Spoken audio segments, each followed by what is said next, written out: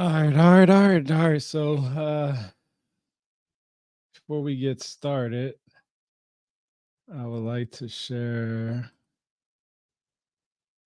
this video because it's going to be about what I'm going to talk about. So here we go. This is one of my favorite authors, Godfrey Higgins. He wrote these books in the 1800s, and fascinating material in it. But let me just play this real quick. Hopefully, let me make sure that everything is working. So I'm gonna go to my other account because I'm still trying to get used to this equipment, of course. So you know what I'm saying? Here we go. All right, let's test it out. Other account, still trying to get used to this equipment, of course. All right, let's test it out.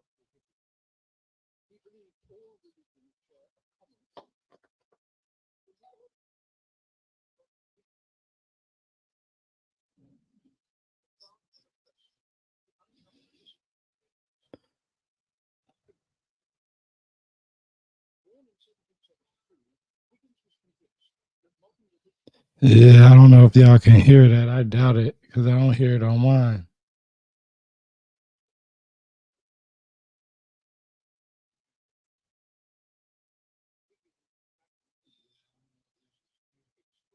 Hold on. Let me see something. This ain't working now. This ain't working. So,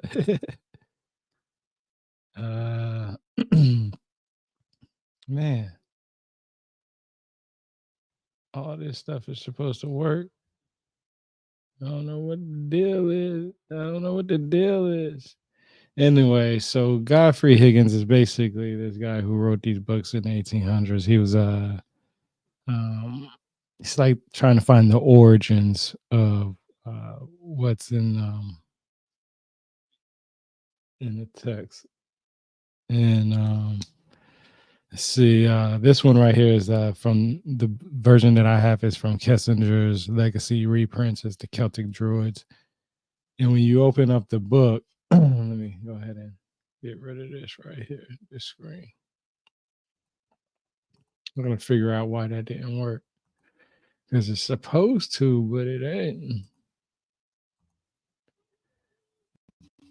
All right.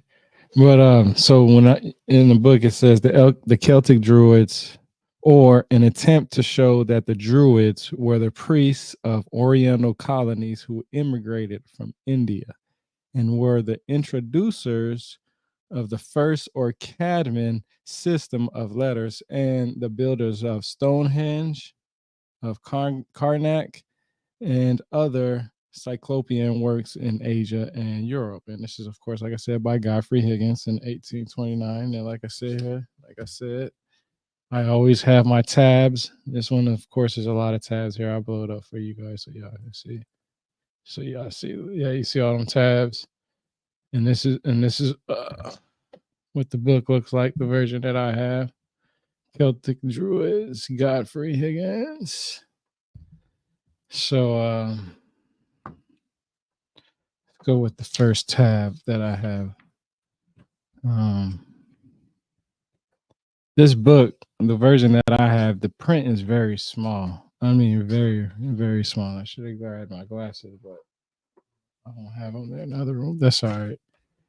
I'll be all right. But so the first tab that I have, and I'm gonna start from the beginning of the paragraph. It says, I have little or no doubt that different vows were anciently applied according to what the meaning of the word required. But I think that in order to render it more difficult to understand, it may, in the very earliest times, have been constantly written without any vowels. I am convinced that the unlearned reader will be satisfied that the Hebrew is essentially the same as the Greek and Latin, having them its 5 vowels. The learned Hebraist whose mind has been repoisoned by the craft of the synagogue, I do not expect readily to give up his prejudice in favor of unlearned simplicity. So that's pretty interesting. So of course, he finding, because this book is basically, you know, trying to find the origins or who the Celtics are, the Druids are, and it has in this book some pictures and stuff of some stones, Stonehenge. And it has like some points of Wood, Stuckley, and Walter and Smith. Here's another picture of a Stonehenge. Just like stuff that he took way back then. So pretty interesting. Pretty interesting. I mean, you got plenty of pictures in here. So let's go to the next tab. Let's see why. Okay, so it's actually Stonehenge.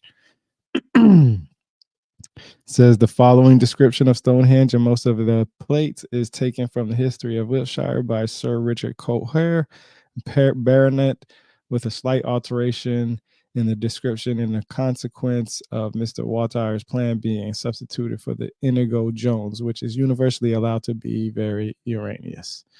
Now, this is what it says: Stonehenge, the construction and plan of this building. And I remind you, this is back in 1800s when this was said. So this is interesting, right? Let me pull that. Let me pull that up. Let me pull that books back up. Yeah. So the construction and the plan of the building are of so novel and singular in nature that no verbal description, though drawn up by the obvious writer, can possibly convey to the reader a competent idea of it. If I talk to you of a Doric, Ionic, or Corinthian temple, you will readily form such an idea of the building in your mind as not to be surprised on seeing it. For each of these orders has its fixed proportions, and if each its appropriate ornaments. But were I to describe to you a rude temple composed of 4 circles, one within the other, with upright stones 20 feet high and others of an immense size placed across them like architraves, I fear my description would prove very unsatisfactory. So I don't know why I guess the only reason why I tabbed this up is because I think that if I want to go anything to about Stonehenge, one that I could just read this whole, you know, uh, description of all of it, because the tab is literally on the top. And when I tap something all the way on the top of the book, that means that the whole thing is important, not just one section. But I did tap something within there, and it says, in the inner circle, the inner oval of the altar, we find a material difference in the nature of the stones. And then he gives 1 to 30, and then he just gives the ideas of it. So this is still in the beginning of the book, basically, that what he's gonna talk about in this book. Here we go. I tab this up. It says the bones had been burnt and crowded all together in a little heap, not so much as a hat grown would contain. It appears to have been a girl of about 14 years old by their bulks, and a great quantity of female ornaments mixed with the bones, all which were gathered, beads of all sorts, and the great number of glass of divers colors, mostly yellow, one black, many singular, many in long pieces notched between so as to resemble a string of beads, and these were generally of a blue color. Blue is popular. So I guess I tabbed that up because just to say that they found some bones by Stonehenge. So in the 1800s is definitely evidence out there of bones being found, and it's a girl of 14 years old.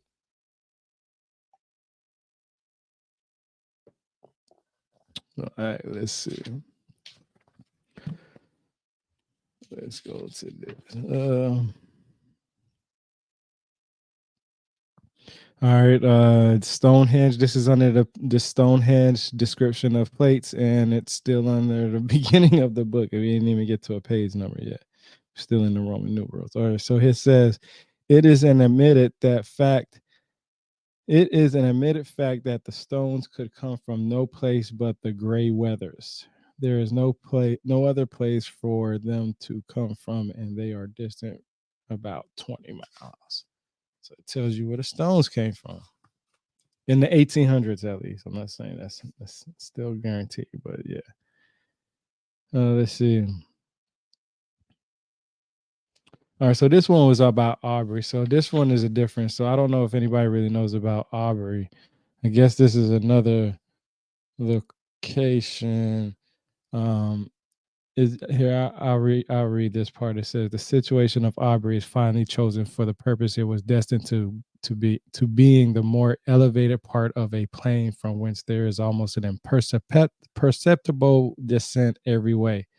But as the religious work in Aubrey, though great in itself, is but a part of the whole. The avenues stretching above a mile from it each way, the situation of the whole design is projected with great judgment in the kind of large separate plane for if 4 or 5 miles in diameter. So let's see. So that's let's see. So yeah, I guess I didn't tab this up, but what I did tab was it says, and this is why I had to read that because this is where I wanted to go back to the beginning of the chapter. It says Dr. Stuckley then adds that the Dracotia was a name amongst the first learned nations for the very ancient sort of temples of which they could give no account, nor well explain their meaning upon it. Now, this is why I tapped it up, because this was interesting to me. The plan on which Aubrey was built is that sacred hierogram of the Egyptians and other ancient nations, the circle and the snake. The whole figure is the circle, snake, and wings. By this, they meant to picture out as well as they could the nature of the divinity. The circle meant the supreme fountain of all being, the Father. The serpent, that divine emanation from him, which was called the Son, S-O-N.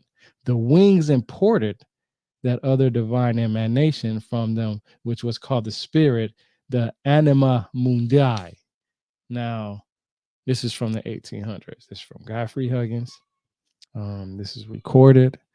You can go back and figure that out. I hope you can hear my son in the background. He's having a joy time. I love hearing it while I'm over this because this stuff is going to carry over till he gets older. But this is interesting to me. This is it tells you, about that nature of divinity. Talks about the Father, the serpent, right? Talks about the Son. Talks about wings, right? So it was pretty interesting that in the 1800s, that's what he talked about. So, and this is, now mind you, this is a book about the Celtic Druids, and right now we're on a description of Aubrey. Well, let's see what's the next one that I tabbed up. All right, here we go. Here's another one. Okay, so I know why I tabbed this up, but it's not going to really make any sense. I'll just read it up. That is the, okay, so it has a,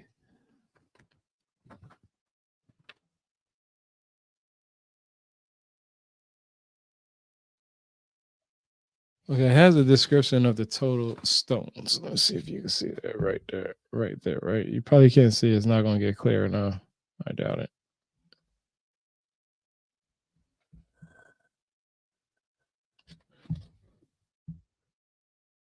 Anyway, you're not going to probably, you know what? Hold on. I gotta remember to switch this. Man, I gotta remember to switch this.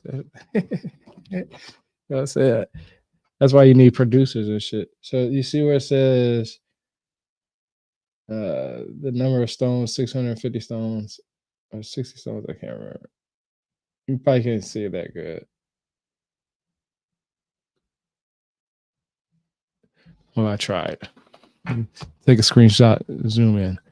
But yeah, 650 stones, and this is what it says. It says this is the grand total of stones employed in the work, of which 189 belong to the grand and 2 concentric stone circles. The remaining 461 stones constituted the 2 avenues and the concentric circles. Designing the head of the serpent, the following table will show the dilapidations. I hope I said that right. which have taken the place in this work. So he basically gives me like a little time frame. So he says original temples 188 stones in Mr. Arbery's time, AD 1663. 73 stones in Dr. Stuckley's time, AD 1722, 29 stones. In his time, 1815, 17 stones. So that in his time is the 1800s. All right. Let's see. Let's go. Let's go. Let's go. Let's keep going. Let's keep going. Let's keep this going. All right. So the next tab that I have is they said, okay, this is interesting. First, they great. Oh, hold on. Let me make sure.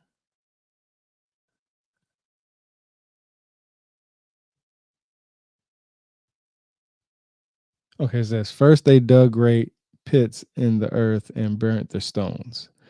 The expense of digging the grave was more than 30 years. Purchase of the spot they possessed when standing. After this, they found the knack of burning them, which has made the most miserable havoc of this famous temple. One Tom Robinson, the Herostratus of Aubrey, is particularly eminent for this kind of execution, in which and he very much glories in it. The method is to dig a pit by the side of the stone till it falls down. Now picture that. Wonder how sometimes they dig these big old stones in these grounds. It says the method is to dig a pit by the side of the stone till it falls down. Then to burn many loads of straw under it, they draw lines of water along it when heated, and then with the smart strokes of great sledgehammer, this prodigious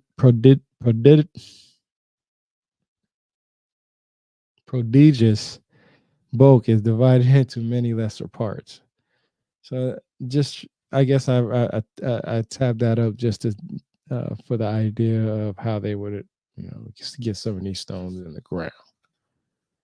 Is that they would dig it under it until it fell. Okay, something that I tagged up here, but it's not gonna make any sense. But hold on. Yeah, I know somebody's like, "You big dummy, man. You should know by now." Yeah, you're right. You're right. I should. You're sure. You're right. You're right. I know. I know. So yeah, that's what I tabbed up. But if you look at those symbols, I mean, I'll leave that up there for a second. Take a screenshot.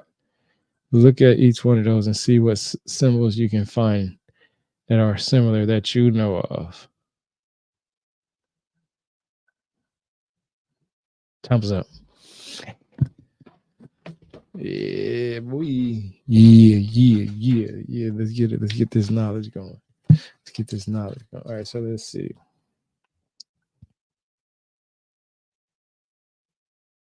All right, it says the first thing that I tabbed up is found on another stone on the same side of the gallery, and it is written in the symbolic and ancient Ogham Croab characters. The three symbols represent the supreme being or first cause, but being repeated three times.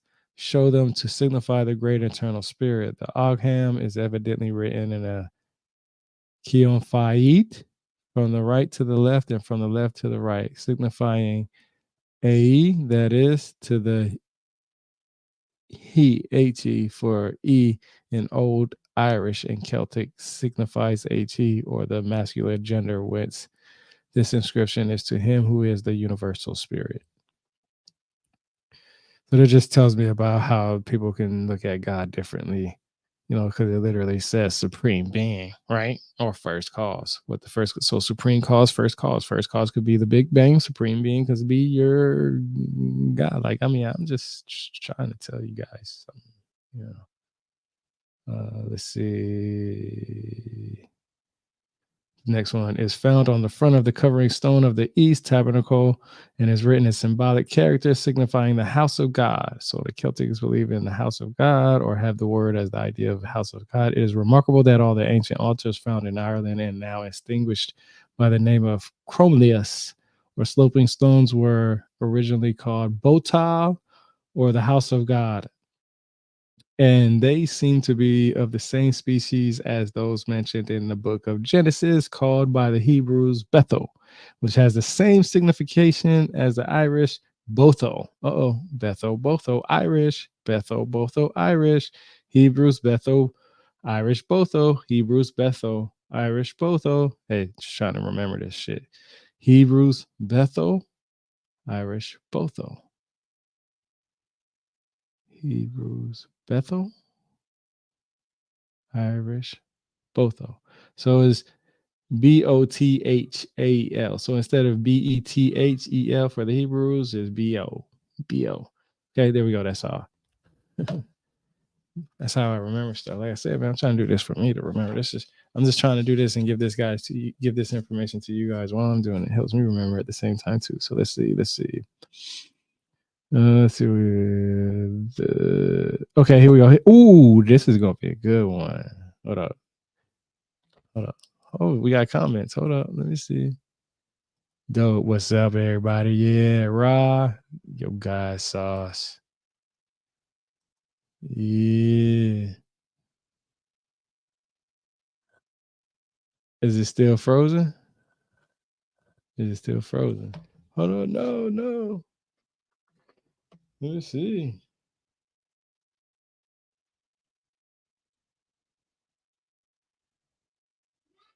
I No, I'm still, man. I'm looking at myself right now. Hold on. Let's see. Yeah, I'm still moving.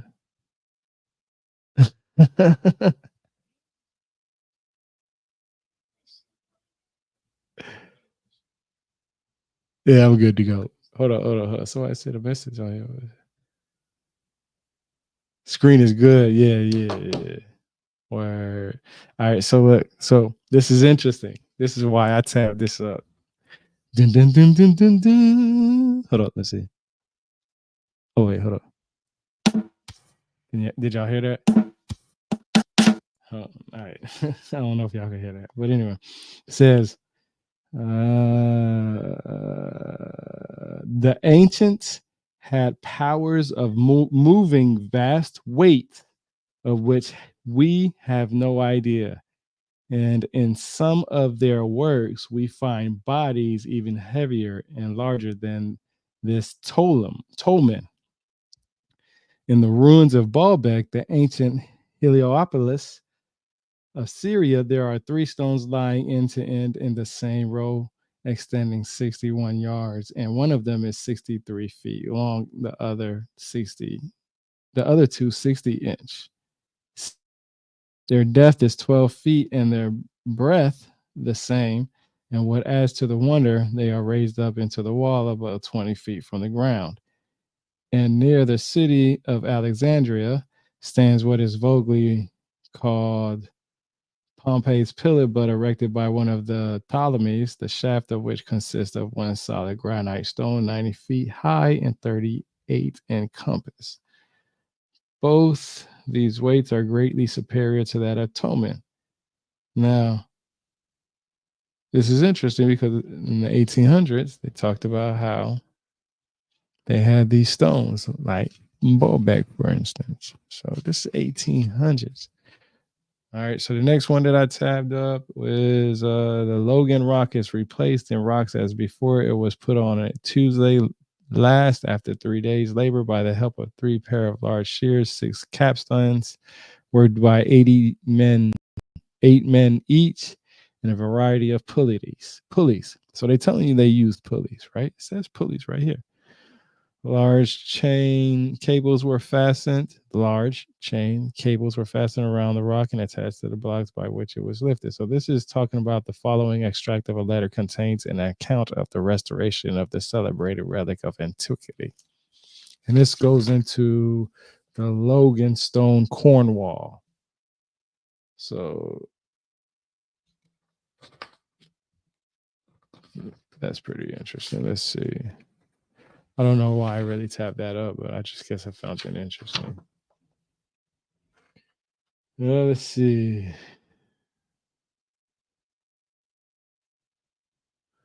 All right, I don't know why I tapped this up. It says if this inference is right, our coins at Carnbury and the like sort plot and Camden's English edition are older than the inscribed ones produced by Camden and Speed, and consequently elder than the Roman invasion. Yeah, see, I don't know why I typed that up. I told you I type a lot of stuff that I go back and read and be like, I don't even know why I read that. But maybe I just found it interesting. Let's see. Let's see. Maybe I have to read this whole thing. It says, the next I shall notice is a very singular kind of monument, which I believe has never been taken notice of by any antiquary. I think I may call it an oracle stone, though it goes by the name of the Great Cannon. It rests upon a bedrock where a road plainly appears to have been made leading to the hole, which at the entrance is 3 feet high, 6 feet deep, and about 3 feet 6 inches high. Within the aperture on the right hand is a right hole, 2 feet diameter, perforated quite through the rock, 16 feet, and running through the south from the south to the north. So that just tells me about stone having been dug in with some type, or having some type hole going into stone. So that's not a mystery. So far, that's probably why I went ahead and tabbed that up, more than likely. Because everybody talks about, well, how did they do that if they didn't have electric drills? Well, it's been proven in evidence throughout the time. You just got to figure out how they did it, or pick the best explanation that goes with your narrative, I guess, because it's proven that they can do it. Now, let's see. All right, this is from Karnak.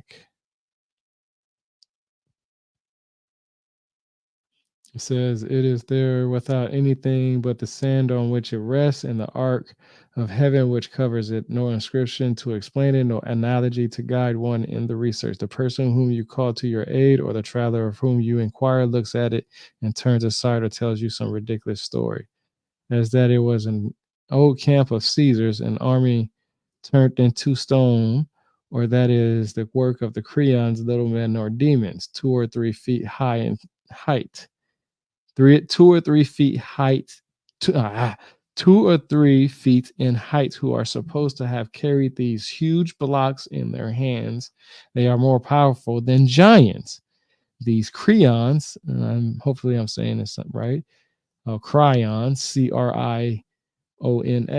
or Gorics, are supposed to dance during the night about the druidical monuments. Woe to the traveler who passes that way within their reach. He is forced into the rapid dance. He falls down amid the burst of laughter of these doocy or wanton hobgoblins who disappear breaking.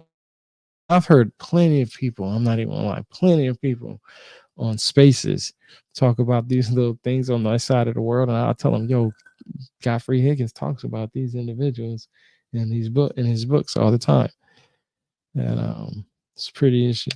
Okay, so now I want to show something, because I didn't tab this up. Maybe I should tab it up now.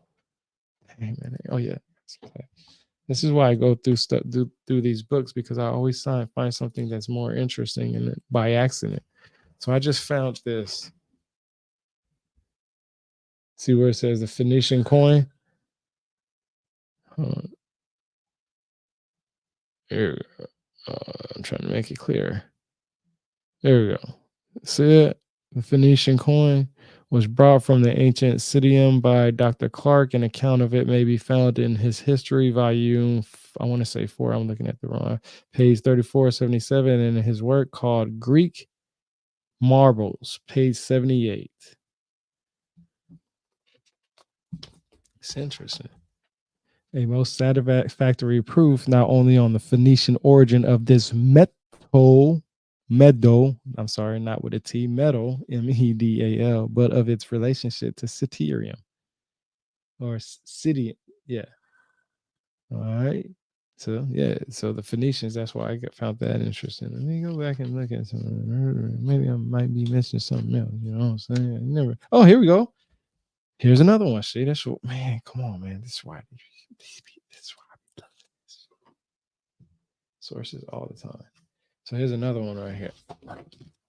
Most people can go to this one.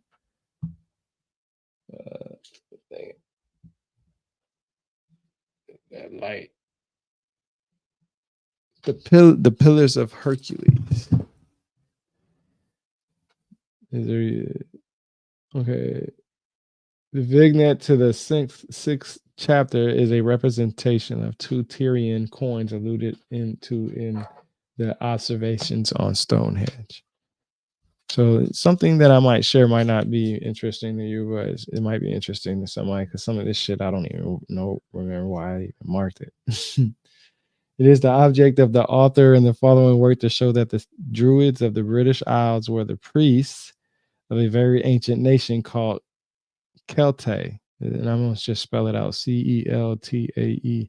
I don't really hear people talk about this stuff. I just read it, and that's why I like sharing what I say. So beat me up if I said it wrong. That these Celtae were a colony from the first race of people, a learned and enlightened people, the descendants of the persons who escaped the effects of the deluge on the borders of the Caspian Sea, that they were the earliest occupiers of Greece, Italy, France, Britain, arriving in those places by route nearly along the 45th parallel of north latitude, that in a similar manner, colonies advanced from the same great nation by a southern line through Asia, peopling Syria and Africa, and arriving at last by sea through the Pillars of Hercules at Britain. In the course of the work, the mode in which the ancient patriarchal religions, as well as those of the Greece and Italy, were founded will be pointed out, and the author flatters himself that he shall have much strengthened the foundation of rationality through Christianity.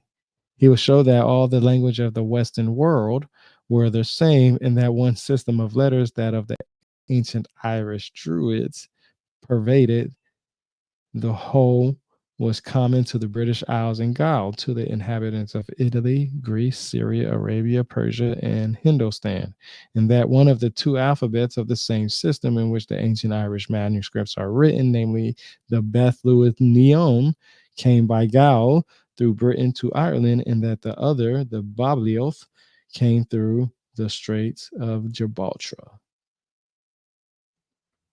Knowledge is power. Boom, boom, boom, boom. Our Druids, the Druids. In examining the early histories of the western parts of Europe, we everywhere meet with the monumental remains of a race of persons called Druids. In many places, the ruins of which I speak are of very great size, and perhaps in remote ages have been highly ornamented and of great magnificence. So yeah, there's a lot of stuff. He talks a lot about etymology too. I'll get into that when I talk about his other books.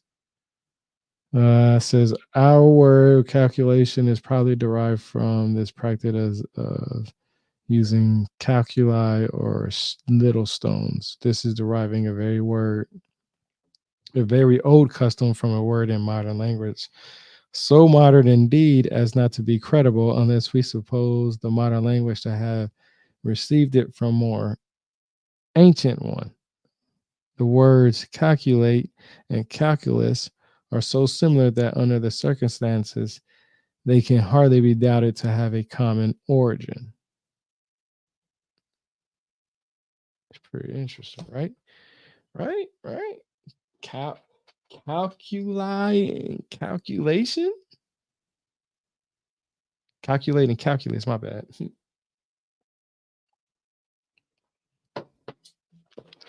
Man, my second monitor shut off. On the timer, that's why. Let's see. Let's see. All right. All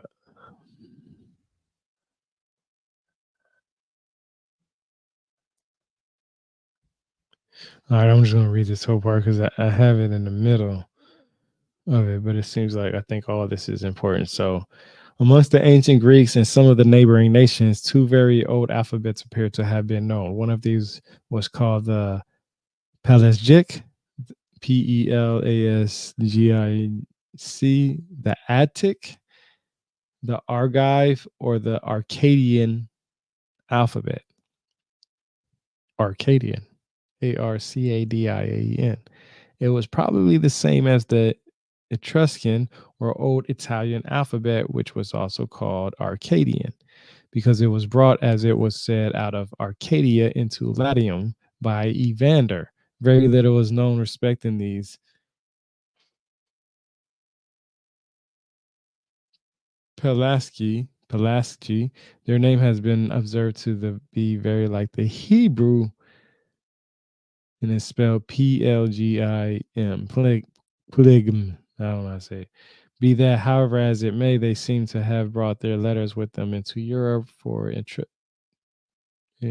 Eustathius, a writer of a good credit in his commentary in the second Iliad, assigns it as one reason why the Pelasgi were called Divi or Divi or Divine, because they alone of all the Greeks preserved the use of letters after the deluge. The other alphabet is called the Ionian, Phoenician, Cadmean, or Aeolian. They spell it different back then a lot. It's pretty cool. The Greeks give the conductor of this colony the name of Cadmus, and the Phoenicians. Now I'll tell you why that's pretty cool that they spell it differently, because every time I read a different book and they give these people different names and stuff like that, it seems like I'll say it because I think my wife said that I say words phonetically. Like I don't know. I guess I don't know. So I kind of, it's pretty interesting how they spell these words, some of these words back then. In the 1800s, this comes back from Godfrey Higgins. Like I said, it's pretty interesting. Like I said, this is a book right here. If you haven't got to see it so far, like I said, hold on, let me pull it back up here for you guys so y'all see it too. That book, I'm gonna go over these whole series of his.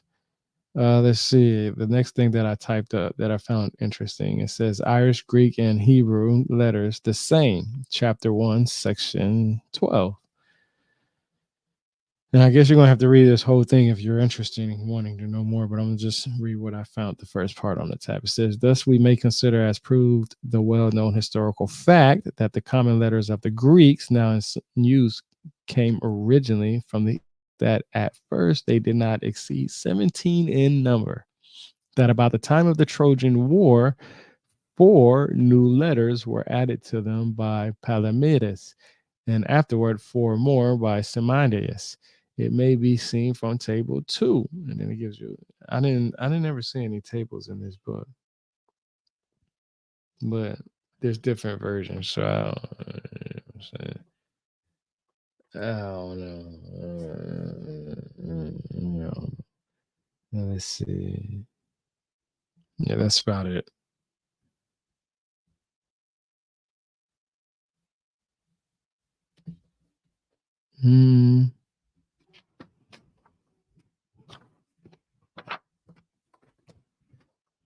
Let's see. I'll probably have to do part 2 to this. Ciphering invented before letters. From the train of reasoning in section 6, the reader will perceive that it is the author's opinion that the art of ciphering took precedence of the art of reading or writing.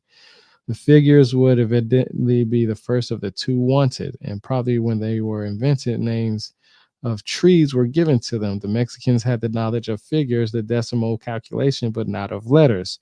The natives of Otihite, the same from the use of the first 10 or 15 figures for numbers of the calculi.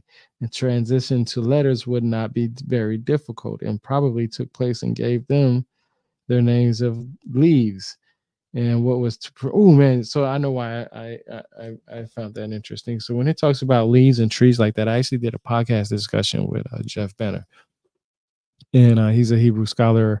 He's respected for his knowledge in ancient Hebrew, and I'm fortunate. I'm glad that I had the podcast discussion, because if you go to my YouTube channel and you look for the discussion with Jeff Benner about the Elohim, because it was about the Elohim, he talks about that, and that's why I found that interesting, because it talks about the trees and leaves and all that other stuff. So that's why it makes sense to me. So Let me put it like this. So, from the use of leaves, the transition into hieroglyphical writing would be very easy. It offers itself so evidently as hardly to be avoided.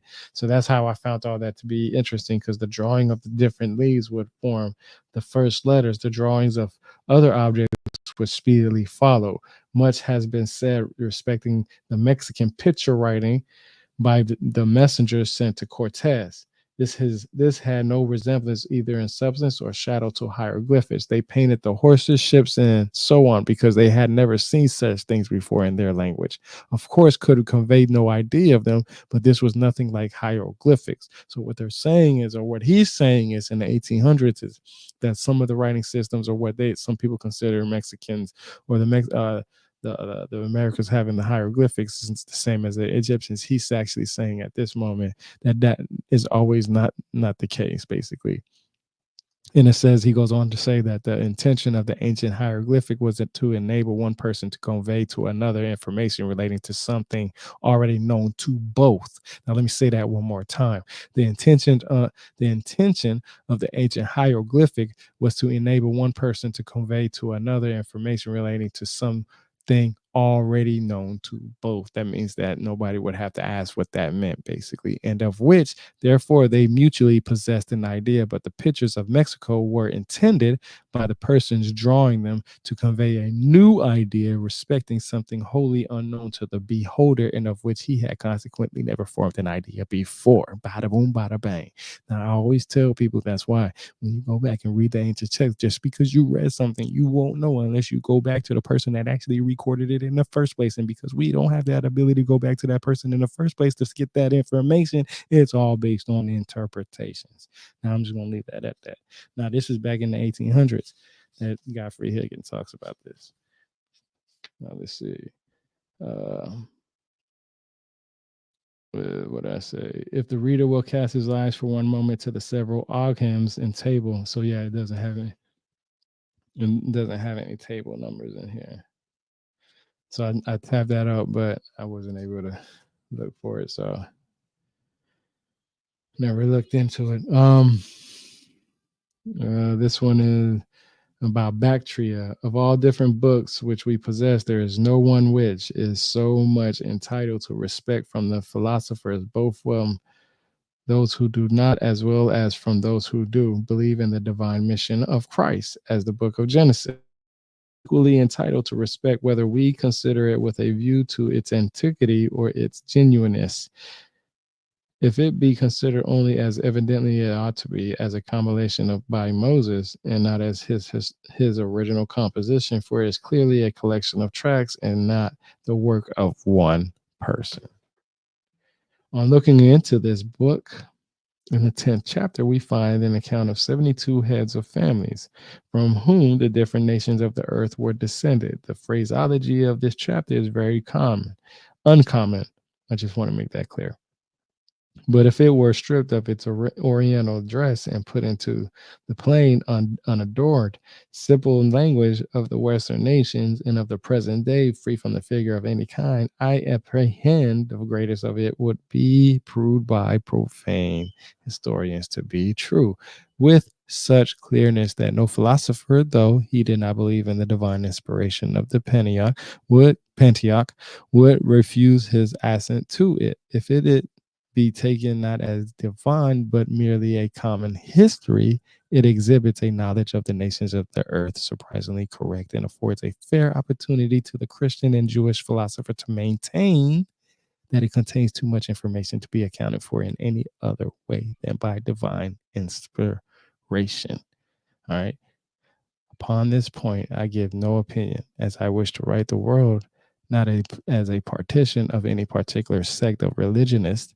I state the matter nakedly as it appears to me. I should be sorry to suppress the fair and honest argument either of the Christian or of the deist. That's what Godfrey Higgins wrote in the 1800s. The Pentateuch nowhere says that the temple at Babylon was Babel. That is only an unauthorized assumption of divines. Next one. Many learned men have considered the 10th chapter of Genesis to be merely a geographical description of the earth as it became divided amongst the nations. In whatever different points of view persons may consider it, I apprehend everyone will be obliged to allow that it displays a knowledge of the world little to be expected amongst the records of the secluded mountain of Palestine. Don't shut me down. Don't shut me down. Don't shut me down. It was with no little surprise and pleasures I found the Reverend Mr. Davies outgrowing the prejudices of his order and his nursery and opening his eyes to the evident truth that this very curious and very ancient book was not the work of one man, but was a collection of tracts, though chiefly made according to received tradition and probably by Moses.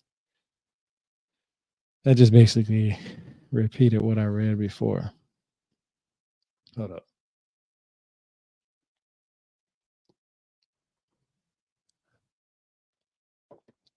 Yo, how y'all doing out there? Y'all doing good? Y'all learning something? I am. I'm definitely learning something. Even though I read this book, and if you just joined me and you want to see, I'm reading from this book right here, Celtic Druids, and these are all these tabs that I found interesting. You know what I'm saying? I got a lot of tabs. I mean, all my books are like that. Every one of my books are like that. Yeah, and I just decided to go streaming and sharing this. Hold on, I got some notifications. Let's see what's going on. Oh, dang, I should have never did that because it's gonna freeze up. Watch. Dang it. I'm gonna go back to that. Oh well, let me close this down because it's gonna freeze up. Let me go back in there. I should never did that. I forgot.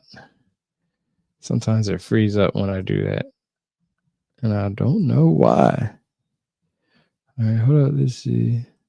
Godfrey Higgins. Oh, I typed Godfrey Higgins in, and guess what? Some people in here talking about him. That's pretty dope though, because I should have put Celtic. Oh shoot, I spelled it wrong. No, don't do that to me.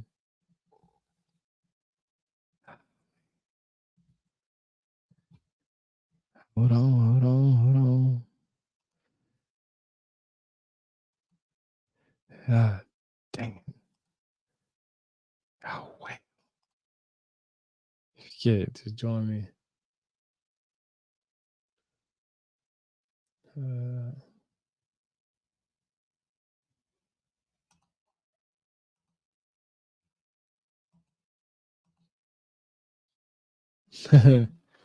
Just look, I'm live. All right.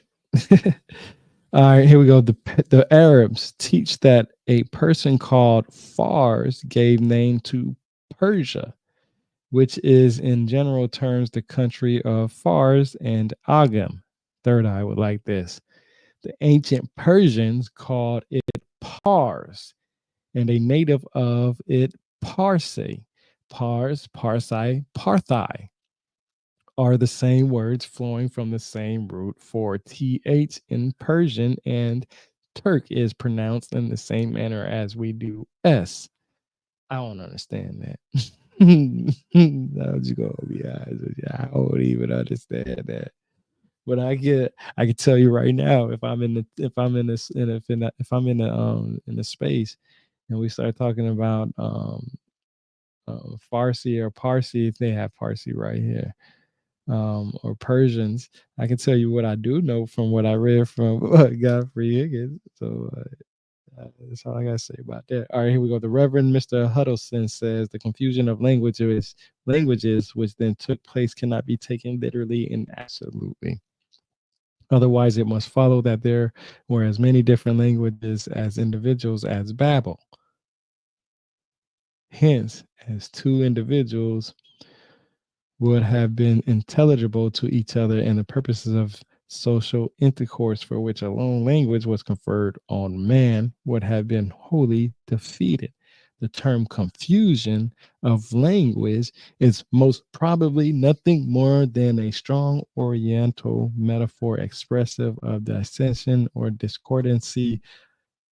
Huddleston, Toland, Prev PI4. I don't know what that meant. I know what the Roman numerals are. But others have considered that there was not a confusion of languages, but only an effect produced upon the lip, which caused the division by rendering some unintelligible to others. Either is consistent with the narrative. I guess. But anyway, here we go.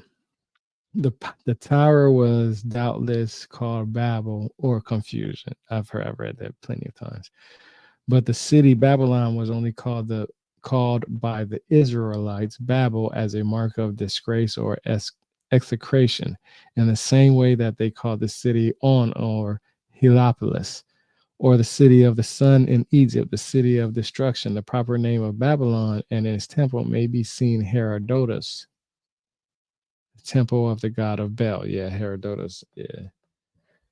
Okay. Yeah, because I do remember reading that from Herodotus. Okay, here we go. Ooh, I'm about to piss some people off. Ooh, and there's 94 people in here. Oh, you guys do now. Oh, because I know it always starts arguments. I'm telling you.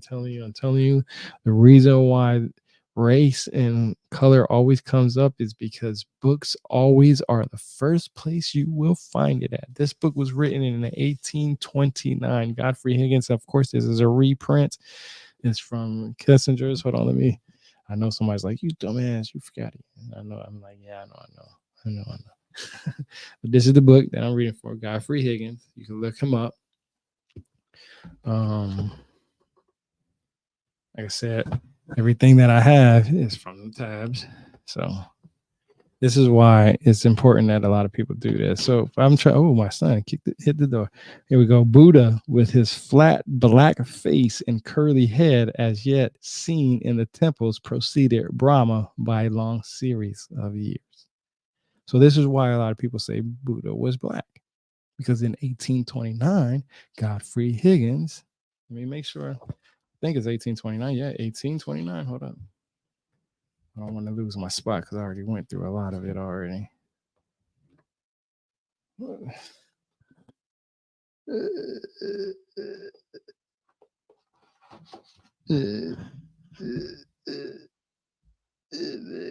There we go.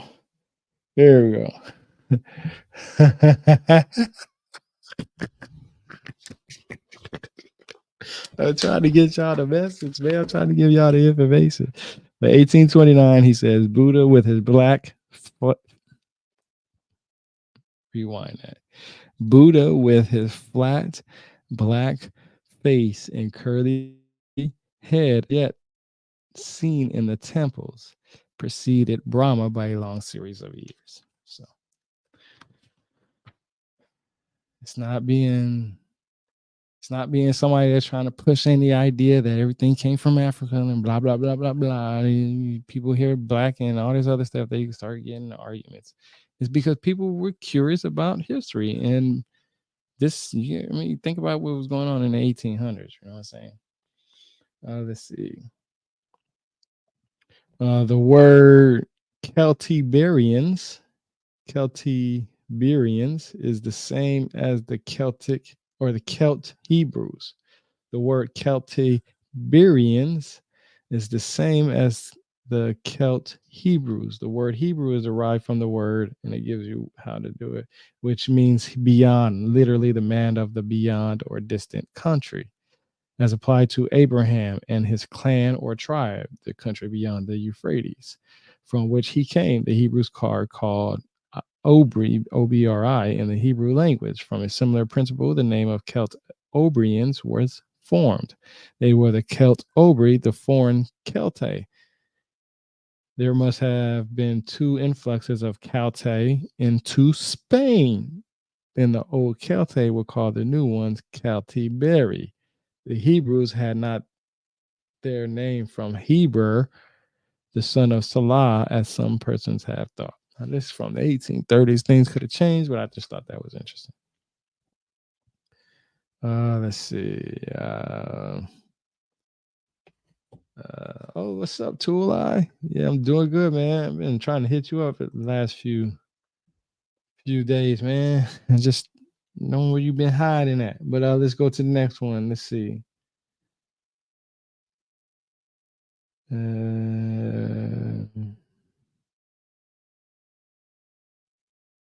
Why did I? All right, I don't know why I marked this, but it says the nomad tribes concerning which we have the best information generally change their residence with seasons in the mountains in the summer and in the plains in the winter. I guess I just think about how Abraham and them traveled, I guess. Let's see. Okay. Colonel Valenci has proved as clear as the sun at noon. Yo, this is in the 1800s. He said this. Colonel Valenci has proved as clear as the sun at noon that the ancient gods of the Greeks and Romans came from Hyperboreans. His anxiety to make out his case has induced him to enter too minutely into the subject till he becomes tiresome, and no doubt that he may miss nothing. He has strained his etymologies to an extreme which they will not bear when taken by themselves or detached by the circumstances attending them. Okay, here we go. Arrival of the Phoenician colonies in Ireland. Chapter 2, section 39. The Irish claim to have been colonies from Phoenicia, but it has been confirmed that there is no ancient evidence except that the Irish records that the Phoenicians ever made any settlements in Ireland.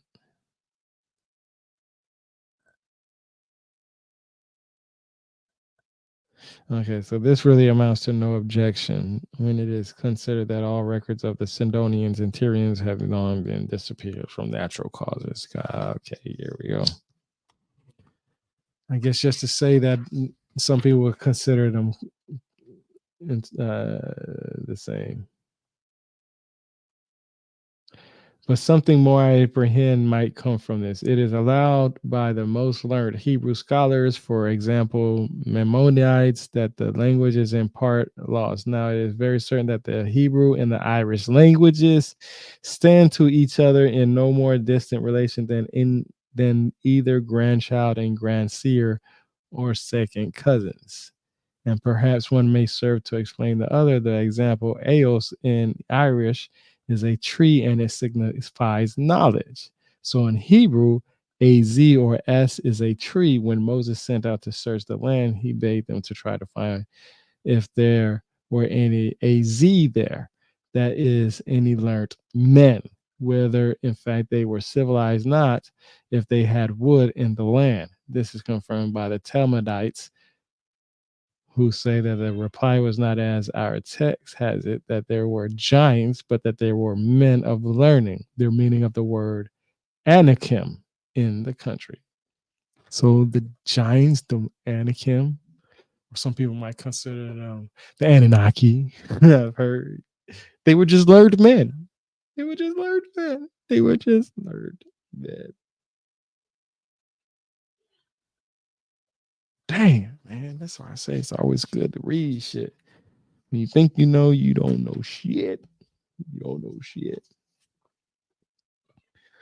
Let's see. From the way in which, as it was the very apparent to Mr. Du Bois, the mythologies and astronomical allegories of the ancients were connected with the periodical return of the seasons. He was induced to suppose that they must have taken their rise in ancient Egypt, where the annual inundation or deluge was marked in so peculiar a manner, and for that this reason for only he was inclined to attribute them to that country. It is very surprising that it never occurred to him that with the variation of the weeks in time, the Ganges and the Indus produce effects similar to those caused by the Nile. And it is very peculiar manner worthy of consideration that a colony from India arriving in Egypt, so far from finding the country's superstitions discouraged by dissimilarity of circumstances or the want of inviting this favor, something like that, something like what happened in the French war to the British sepoys.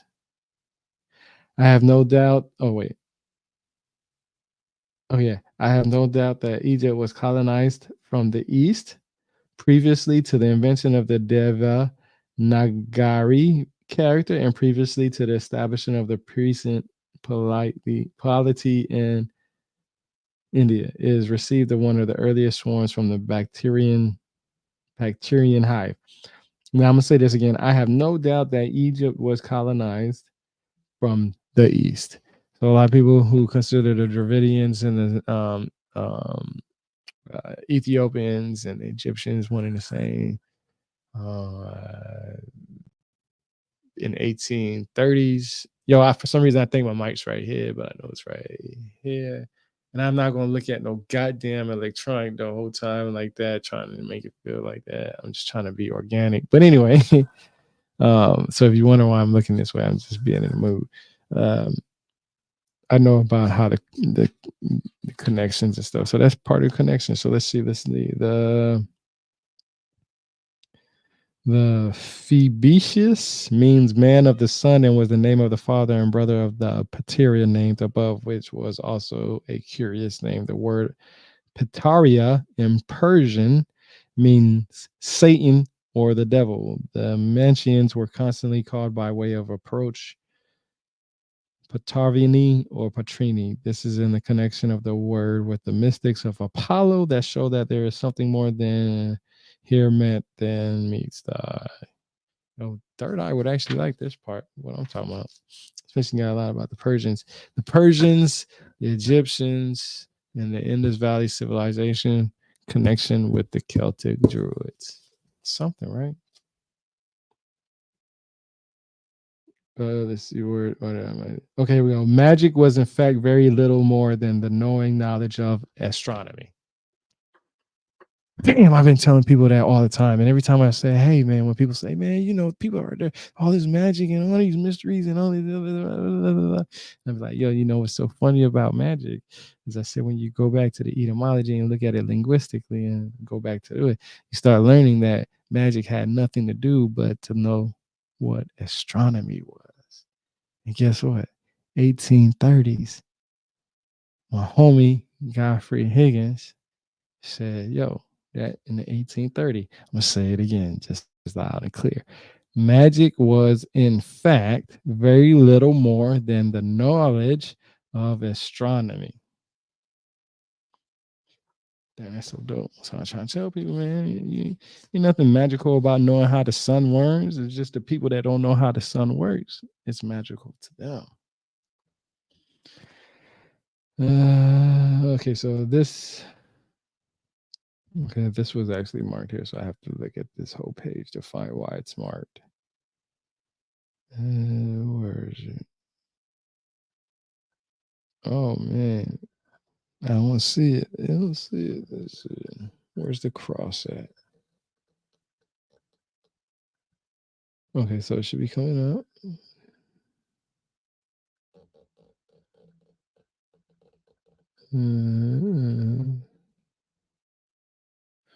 Okay, here we go.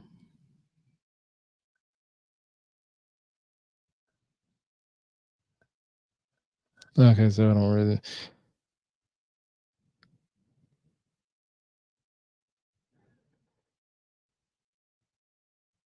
Okay, so yeah, I don't know why I marked that. That doesn't give me anything because I'm so confused. I don't even know how to read it out.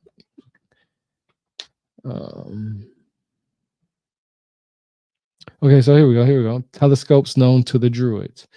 Many persons have thought that the Druids and then ancients generally had the use of telescopes. According to Strabo, a large mirror was elevated on the summit of the Temple of Sun at Heliopolis to reflect in the temple the full splendor of meridian beam, whilst another of still larger dimensions was placed on the pharaohs at Alexandria, in which a manner as to reflect ships approaching Egypt at a great distance and imperceptible to the eye.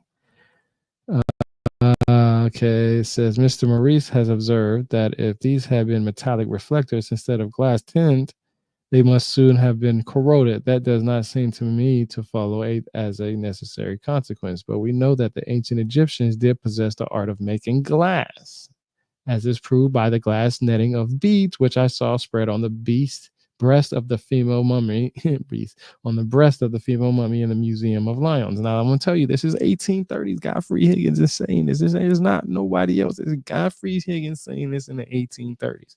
So he's saying that the Egyptians knew about glass. And he's talking about telescopes known to the Druids.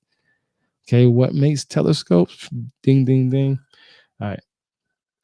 It came from the royal catacombs at Thebes. The female was probably of the Memnomian race, consequently very ancient indeed, because she was a negress. Diodorus Siculus says that in an island west of the Celtic, the Druids brought the sun and the moon near them, whence some have suspected telescopes were known to them. Okay. The ancients knew that the Milky Way consisted of small stars. It is thought that they could not have known without telescopes. Right? This is, like I said, 1830s. Godfrey Higgins is saying this in his book. The expression in one of the triads of the moon appearing to be near the earth is curious, and Mr. Davis suspects from this that the Druids knew the use of telescope. These triads, everyone must allow to have existed long prior to the discovery of telescopes in modern times. In one of them, it is written, Drik Ab, I guess that's the language, Sibdar, or Silidari, the speculum of the sun of pervading glance, or of the searcher of mystery as one of the secrets of the island of Britain. Now look, listen to me. The triads insist on the knowledge which the Druids possessed of astronomy, and although the Greeks give the metonic cycle to one of their countrymen, Hesiod names the great year as known in the regions of Pluto long before Menton's time. There is very good reason to believe that the regions of Pluto were the countries where they think the Sumerian darkness to be. Probably Gaul or Britain was the empire. Now listen to me. This is giving you an idea of them possibly having telescopes. Look, listen, but I think all this reasoning goes to prove that although the telescope was known to the most ancient astronomers who may be supposed to be have invented the Neros, yet that the like principles of ancient formulae of India, it was lost and unknown in the time of Hipparchus. Let's see. Sir William supposes that the ravages and destruction caused by the iconoclasts of Persia had caused a loss of science in Egypt. I confess this is not satisfactory to me. This is Godfrey Higgins saying that, not me. I think he must go back, and this is still Godfrey Higgins. I'm still reading from the book. I think he must go back to an earlier period. He points out the curious circumstances that the Persians had traditions of several astronomical facts, one of which was that the galaxy consisted of stars, which could not have been known without glass lenses. But he acknowledges that this was merely a tradition, and this is certainly in all favor of Bali's doctrine. There is one supposition which, as it appears to me, might be reasonably entertained and may perhaps go a long way towards removing much of the difficulty, which is to suppose that the telescope was known to a very few of the priests and kept by them in private for the use of only of the persons initiated into the higher mysteries. Now that's how they knew this stuff. Man, telescope. Nobody want to believe it. Godfrey Higgins been saying this since 1830s. It's 2024. Let's just go ahead and just say they had telescopes and just back up our timeline for history a little bit. Nah, you know what the problem is? Too many people got too much pride in what they want because their money's going to start going down. They don't want their pride to be like they thought they were wrong. No, you're not wrong. You're wrong now. But if that's the only information you had back then, but guess what? In the 1830s, Godfrey Higgins been saying it. So anything past the 1830s, you might as well just be like, hey, let me just give credit to Godfrey Higgins or anybody that's been saying it before him. I don't know. I'm just reading from his book right now. The Druids, probably Pythagoreans. From the circumstances related of Arius and from various particulars which have descended to us, we must see, I think, that the Druids were Pythagoreans. The Essenes, of whom Philo has written the history, were confessedly Pythagoreans, and I think we may see some traces of these people amongst the Druids. They existed before Christianity and lived in buildings called monasteria or monasteries, and were called Cornoboia or Cornobites. They were of three kinds. Some never married, others of them did. They are most highly spoken by all the authors of antiquity who have named them. The cruelties of the later Druids cannot be pleaded against this because we know how orders of men have changed in long periods of time. All right. The cross common to Greeks, Egyptians, and Indians. Few caught. Man, this one's gonna be. This is a long one. Let's see. Hold on. I want to. Okay. Yeah. Okay. Here we go. All right. Few causes have been powerful in producing mistakes in ancient history. Then his idea hastily taken. Let me start this over. Few causes have been more powerful in producing mistakes in ancient history than the idea hastily taken up by Christians in all ages that every monument of antiquity marked with a cross or within any of those symbols which they conceived to be monograms of Christ were of Christian origin. I believe many of those called Christian antiquities, which could cover the walls of the Vatican, have no more relation to Christianity than they have to the emperor of China. These bold assertions, and it is necessary to substantiate them in order to elucidate several important points in the following treatise before I proceed further. Before all other symbols, the cross has been thought to be the most decisive, when in fact of all symbols is the most equivocal.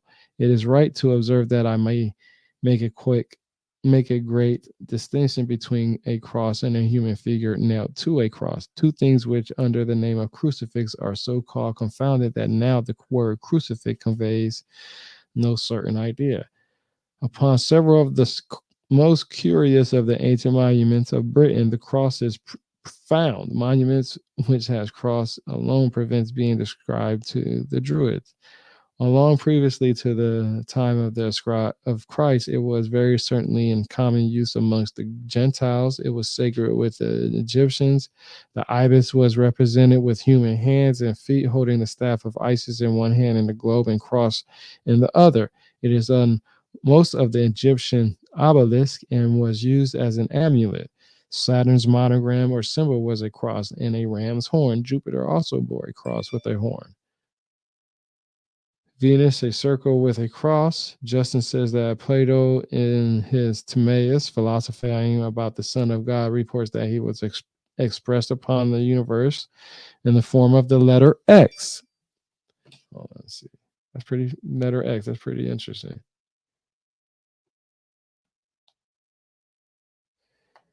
Letter X, because X marks the spot. I think the Hebrew word for X or the cross is TAV and TAW.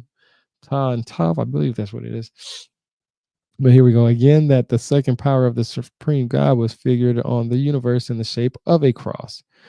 Tertullian says that the devil signed his soldiers on the forehead in imitation of the Christians. Man, that's funny to me, and I say that because when I was growing up, I can't remember what is it called. And I'm Catholic too, and I forgot when during oh man, I can't remember. We put the cross right there. I can't remember. Just think about that when they put the cross there. I can't remember what that is. Somebody will put it in the comments section if they can. But here that the devil signed his soldiers on the forehead in imitation of the Christians. So when Catholics do that, so you know what's so funny? That's also so funny to me about that is that I know sometimes I see Catholic priests and stuff like that will put a cross on people's foreheads or put it around near their body and stuff like that. Well, I have an 1873 Bible right there, boom boom, and then in there it actually says, and you can go to my YouTube channel, which some of you guys are watching this on. And it actually says that the Pope of Rome is actually Satan. So I don't know.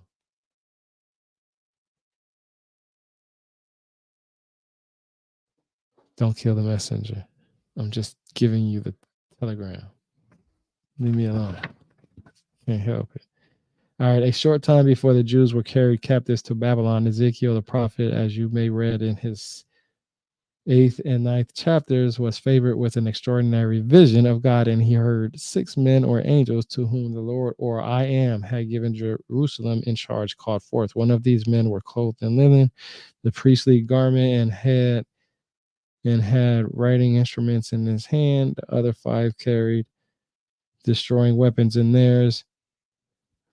In the hearing of the prophet, the Lord or Christ commanded the man in linen to go through the midst of Jerusalem and set marked, namely the letter thou, which answers to T in our alphabet, upon the foreheads of all the side, and bewail the abomination done in the city, and then and on him and kill all the rest. Kill all the rest. But not to come near those that were marked. That stands the passage in Hebrew. But why the particular letter or mark is not set down in our translation, I do not know, unless because the Jews and Samaritans have changed the shape of the letter, which we know they did since the days of Ezekiel. Certain it is, however, that St. Jerome, at once the most learned and judicious of Eastern fathers, hath observed that the letter in the true ancient Hebrew alphabet was a cross. It is to me equally certain that the mark which the servants of God were ordered to receive their foreheads so early given to every Christian at admittance into the church pursuant to our Savior's command, how it came to pass that the Egyptians, Arabians, Indians, before Christ came among us, and the inhabitants of the extreme northern parts of the world are they had so much as heard of him, paid a remarkable veneration to the sign of the cross. It is to be unknown, but the fact that it of itself is unknown. I could keep going and going, but I'm pretty sure y'all like, what the hell? So basically, it's just talking about the origins of the cross. The Jews and Samaritans did certainly change the shape of the letter for on all ancient coins. We find it in the shape X. So X, T, cross, they're all one and the same thing. X marks the spot, basically. Ancient Hebrew, I learned that from Jeff Brenner too. Let's see, why did I mark this?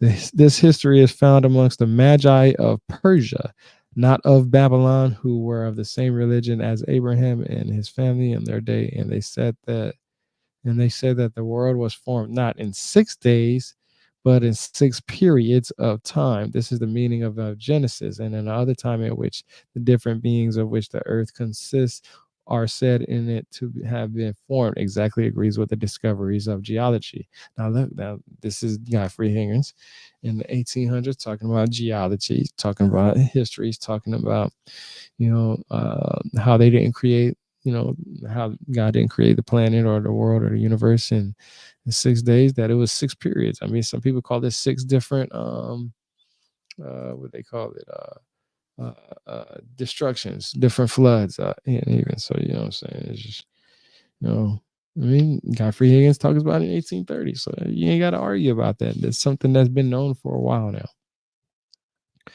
It says further observations respecting Genesis chapter 4, section 21.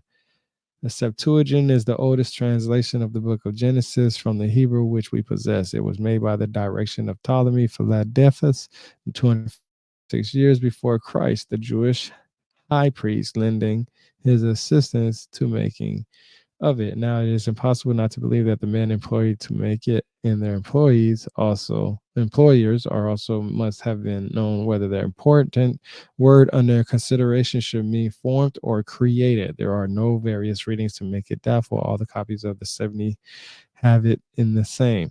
It is the only authority to which we can go. The other translations and paraphrases are of a date comparatively recent and have been made by Christian or Jewish priests to enable them to silence, as they absurdly thought, that arguments of the philosophers, arguments which they ought not to have attempted to answer because they are arguments upon a subject beyond the reach of faculties. In the short and clear argument which I have given, I have proved the existence of God.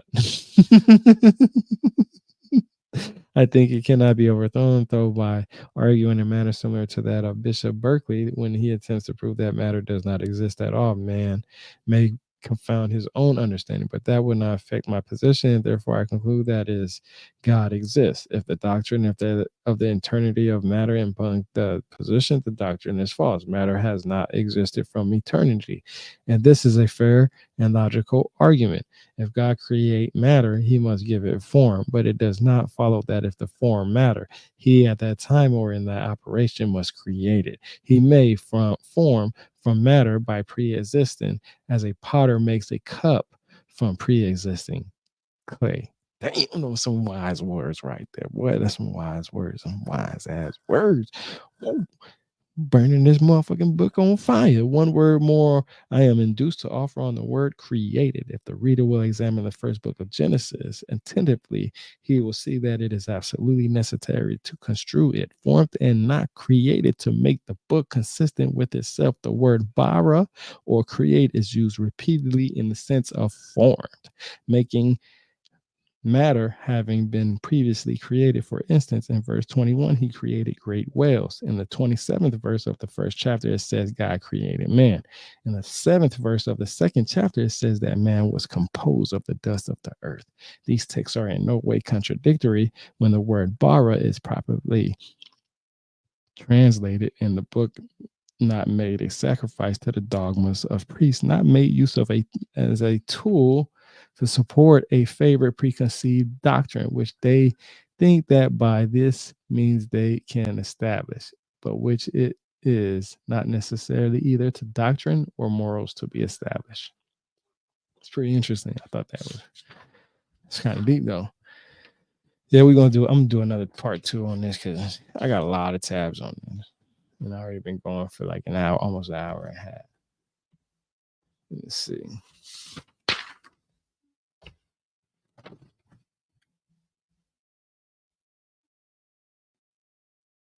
Oh yeah, I'm gonna stop right here because this is a good place to stop. Like I still got all these tabs right here, all those tabs.